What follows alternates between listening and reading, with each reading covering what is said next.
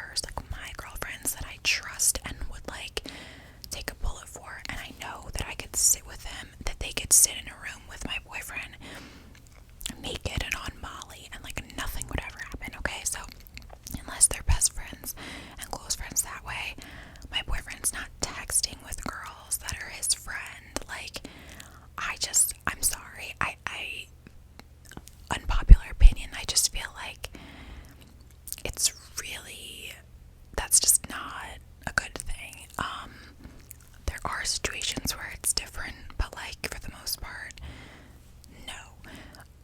But if you have a man that, you know, you think one of his girlfriends likes him or she's flirting with him or whatever, I think the best course of action is to really just, you know, you can mention it to him, let him know how you feel, but in a confident way. Don't be like, well, she's really cute, and like, I don't know, like, do you like her? Do you think she's cute? Like, I think she's flirting with you. Like, you can just say, hey, babe, I just want to let you know, I think Kristen is inappropriate with you. I think she's flirty with you. I can see that she's doing that. I'm a girl. I know girls. I know how they flirt, and I see that she does it to you. I'm letting you know this is how I feel, and these types of interactions make me uncomfortable. So I'd appreciate if you would keep that in mind. And really, it's not you. I trust you, but I don't want her to have any, even 1% inkling that maybe you're flirting back. So if you just could keep that in mind when you're interacting with her, and if he like freaks out at you and gets so upset with you, that might be a red flag. That you know is another question. But you don't want to push the issue too much. You kind of want to sit back. You don't want to say anything to the girl unless it's blatantly off, unless she's like really crossing a very obvious boundary. If it's very subtle, very, you know, under the radar, don't say anything to the girl. Don't act weird. Be nice if you trust your man and everything, which you should. And just watch the girl and wait. Watch and wait. Act so confident. Act like you don't care if she's around your man, and don't feel the need to talk about your man like all the time in front of her and say how great he is. Act like, you know, he's yours and he's gonna be yours forever, and like you don't even care. You know what I mean?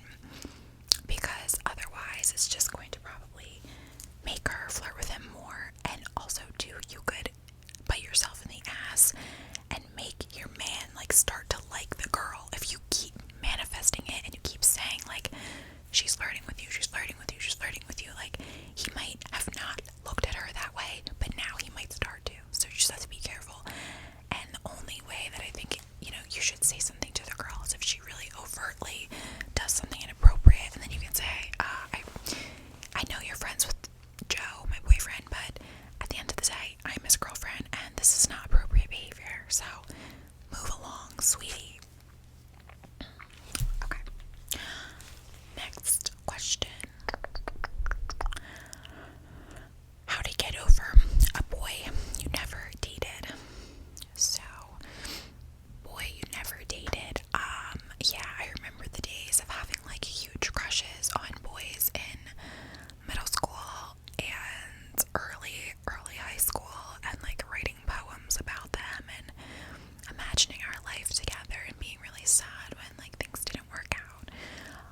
What you have to realize about getting over a boy you've never dated is that a lot of what you feel for him is really all in your head, and it's all like this fantasy that you've probably put together about how great he is, how great your relationship would be, and you know how perfect he must be all the time, you know, when you're not around.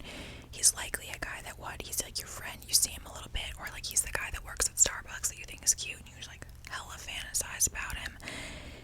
You just have to remember that you don't really know, you're not really grieving, you know, the loss of a relationship and who this person really is in a relationship. You have no idea who this person is in a relationship, what, you know, problems they have, and you're just really having to get over in like a morning of fantasy. So once you kind of realize that it's something that you've created in your head, no matter how much you really believe, no, like I'm sure we're soulmates if he just saw it, you know, the way I did. Like, no, you're really not. Your soulmate's out there, and he knows you exist, and he is gonna date you. So it's also important to realize that, again, these guys that you didn't date, or even if you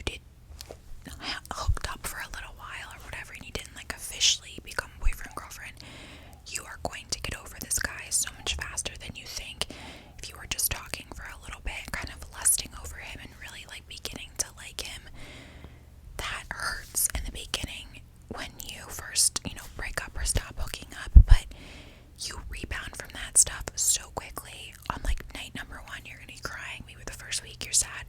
In a month, in 2 months, you're gonna be literally completely fine and laugh and like wonder why you even cared. So just know that, you know, there's times when me and Tony, you know, after dating for 10 years, I think that's like the last time we broke up was like, you know, 2 years ago, whatever. And I thought we were broken up.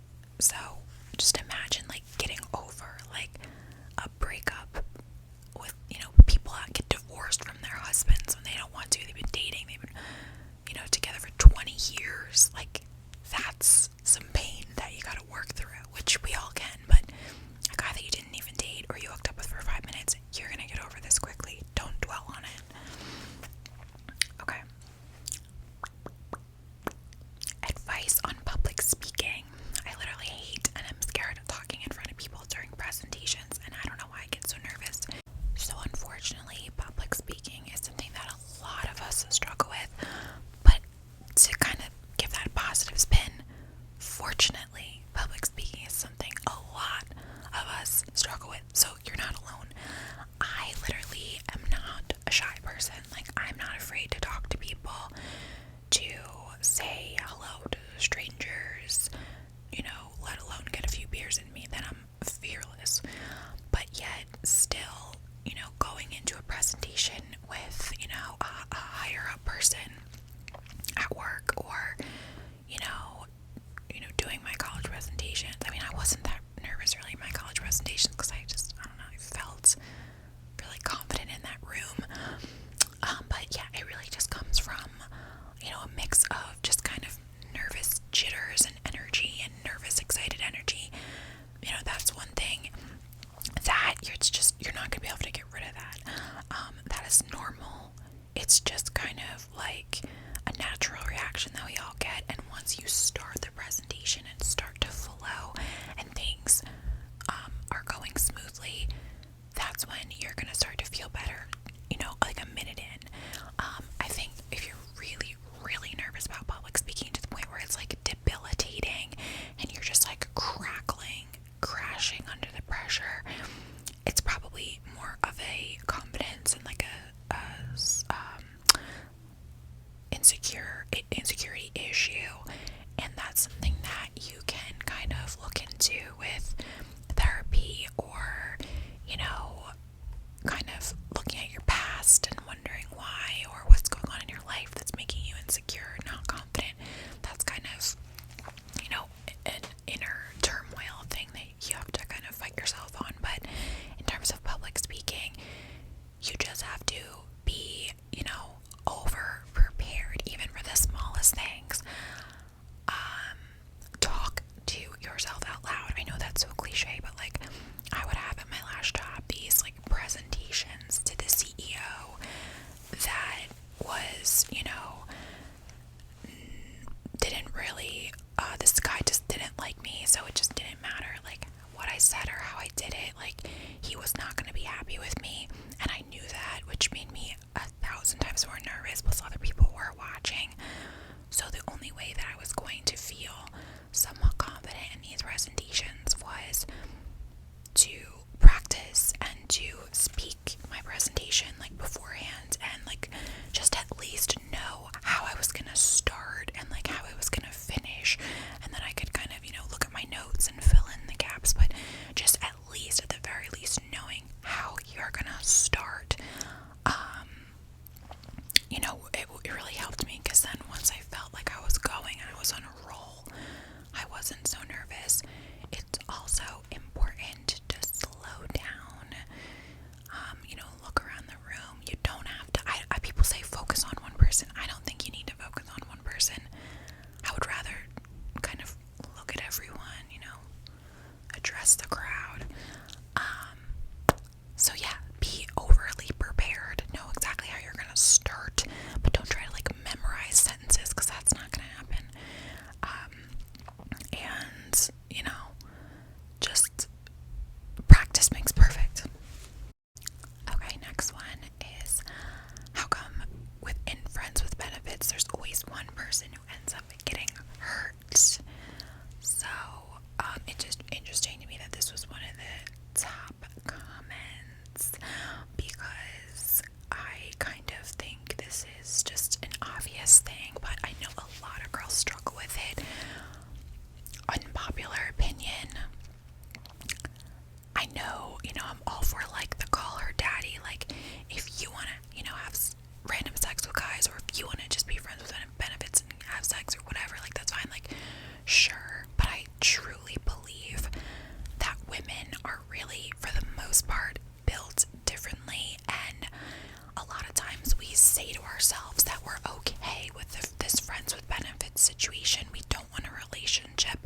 But, like, guys, we're different for a good reason. Like, we're loving, nurturing, wonderful creatures, and we're not cavemen that are just interested in having sex with anything that moves.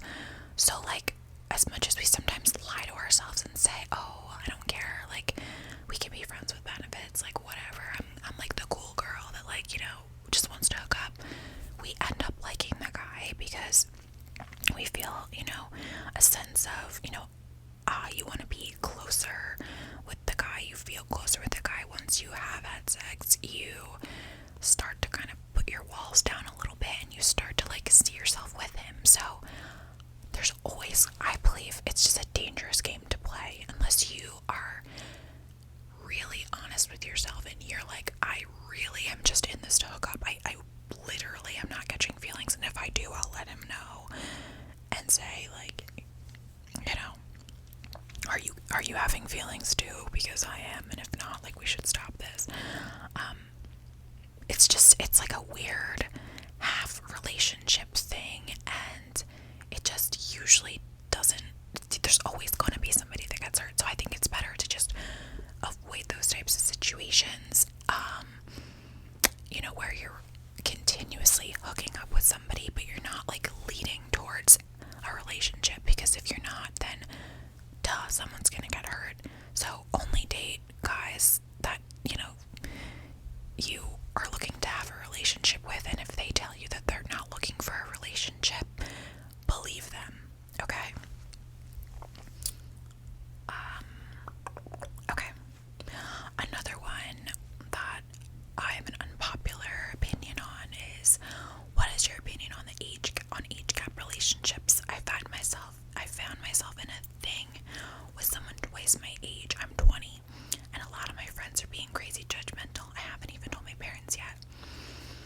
So I don't want to be judgmental, but I have to be honest that I think, again, it's situational. There's there's times when it's not always like this, but I think that usually when there is a big age gap, I do see that as a red flag, because a man that is 40 years old and a woman that's 20 years old, yes, we're adults. You become an adult on your 18th birthday, but, like, yeah, age is just a number, but, like, where you're at in your life's circumstance, that's not just a number. That is very real, and that comes with your age. So, you being 20 and maybe you're in college, you're like a sophomore in college, and this guy's 40, like, even me from 20 to 27, like, huge difference in my maturity level, what I'm doing in my life, where I was at 20 years old, I was in college, living at home with my mom. I barely knew what I wanted to do. I just switched schools. I didn't know what the hell I was gonna do for a career. Me and Tony had a tumultuous relationship. Like, just, there's just, it's night and day, like, who I was. And that's a 7-year gap. So, now I am living in my own house. I have an established career. I have, whatever. So it's just, in terms of, like, relatability, I feel like there's just not a ton to go off there. And when you really get down to, like, what it takes for a relationship to last long term and, like, really have a strong foot to stand on, is that relatability with each other's situations. And him being 40 years old, he's been there, done that with all that stuff. And I will say, like, guys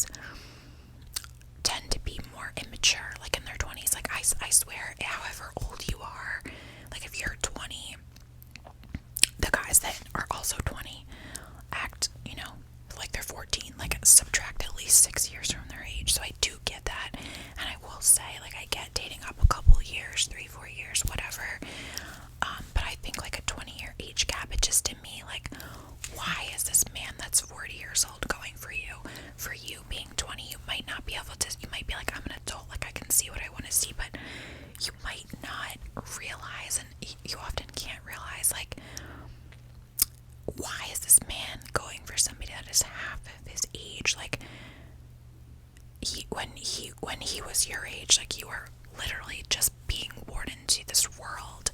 It's just, I don't know, I feel like there's just underlying like shadiness that goes with it. I personally, like if I was single, I'm 27, the oldest I would probably date is like, I don't know, 32.